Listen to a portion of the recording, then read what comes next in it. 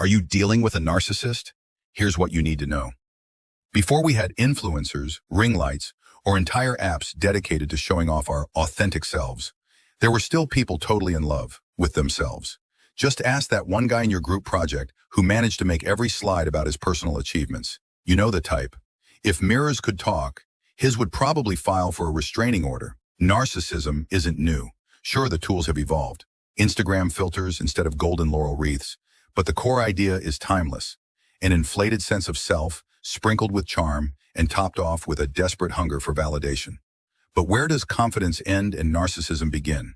And how do you know if you're dealing with a narcissist or just someone who's a little too into their own reflection? Let's break it down, but first hit that subscribe button so you don't miss more mind-bending psychology in plain human language. What is narcissism, really? No, it's not just being full of yourself. Let's get something straight.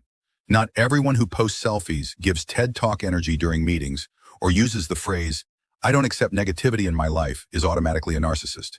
In psychology, narcissism isn't just about vanity or being a little too into themselves at parties.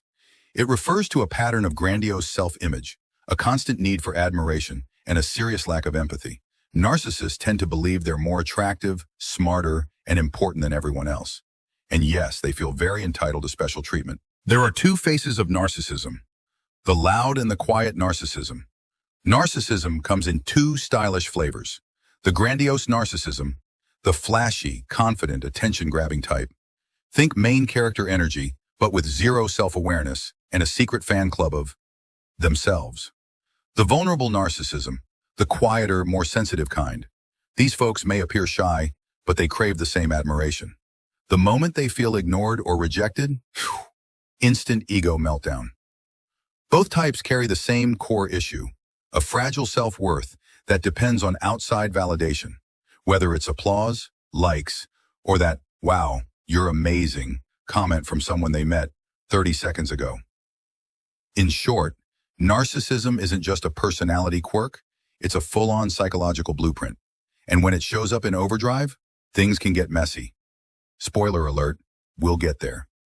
Wait, it's a real disorder? Yep. According to the Diagnostic and Statistical Manual of Mental Disorders, DSM-5, basically psychology's user manual, NPD is a recognized mental health condition. It affects about 1 to 2% of the population, mainly men, and can only be diagnosed in adults. To meet the criteria, a person typically shows an inflated sense of self-importance, a deep need for excessive admiration, a lack of empathy, a tendency to exploit relationships, sensitivity to criticism. Think emotional volcano in disguise. The tricky part? On the surface, someone with NPD might seem charming, successful, even inspirational. But underneath the polished exterior is a fragile ego that reacts strongly when challenged, even by loved ones. Imagine being in a relationship where your partner doesn't see you as, well, you, but more as a mirror that exists to reflect how great they are. Exhausting, right? That's the reality for people living with, or loving, someone who has narcissistic personality disorder. How narcissists show up in real life, and why it's not always obvious. Let's be honest, not every narcissist walks into the room wearing a crown and demanding a standing ovation, though some might come close. Narcissism can show up in all kinds of situations, often wrapped in charisma, ambition, or quiet intensity. Narcissism at work, the visionary who doesn't listen. Ever had a boss who loved big ideas but couldn't take feedback without turning it into a TED Talk about how you just don't get their genius? Narcissistic leaders often crave power and recognition, not necessarily to create positive change, but to feed their image. This can lead to risky decisions, toxic workplace culture, or flat-out ignoring others' input, unless it's praise. They're the first to take credit and the last to take responsibility. Narcissism in relationships.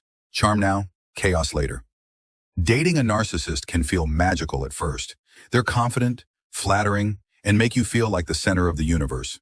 But over time, that spotlight often dims and shifts back to them.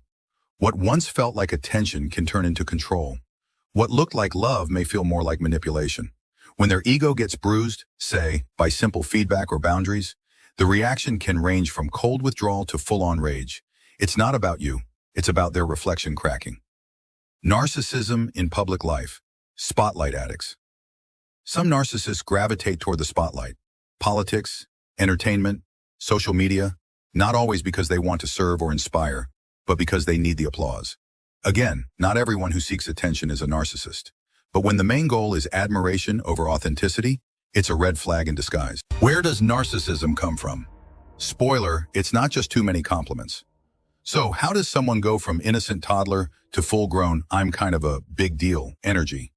As with most personality traits, narcissism is shaped by both nature and nurture, a messy mix of genetics and life experiences. Born this way? Kinda. Research shows there's a genetic component to narcissism. In other words, some people may be wired to have higher levels of narcissistic traits. Scientists aren't exactly sure which genes are responsible. It's not like there's a selfie gene, but temperament and brain function definitely play a role. Or raised that way, environment matters a lot. Some common parenting styles linked to narcissism include overpraising. Constantly telling a child they're the smartest, most special human on the planet can set unrealistic expectations and create entitlement. Emotional neglect or control. On the flip side, emotionally distant or overly controlling parents may unintentionally raise children who later develop vulnerable narcissism, quiet, sensitive, but still craving validation. Basically, if a child grows up feeling either overvalued or undervalued, narcissistic traits can start to form. Culture counts too. We also have to look at the bigger picture. Narcissism tends to be more common in individualistic cultures, where independence, personal success, and being unique are highly valued. In contrast, collectivist cultures, which emphasize community and harmony, tend to produce fewer narcissistic traits. And let's be real, social media hasn't helped. While there's no hard proof that Instagram causes narcissism, it definitely gives narcissists the perfect stage, complete with filters, followers, and a constant supply of attention. The final reflection: loving yourself without losing everyone else. Narcissism isn't just about too many selfies or loving the sound of your own voice, though those can be clues. At its core, it's about a shaky sense of self, propped up by admiration, attention, and a deep need to feel special, often at the expense of others. But here's the thing, not all self-love is narcissism. Confidence is healthy. Pride in your work is awesome. Wanting to be seen and heard? Totally normal. The trouble starts when someone's world becomes a one-person show and the rest of us are just there to clap. The line between healthy self-esteem and destructive narcissism can be thin, but it matters. For yourself, for your relationships, and for your sanity. So whether you're spotting the signs in someone else or quietly wondering about your own reflection, remember, the goal isn't to dim anyone's light, it's to make sure it's not blinding everyone else. Enjoyed this deep dive into the mirror?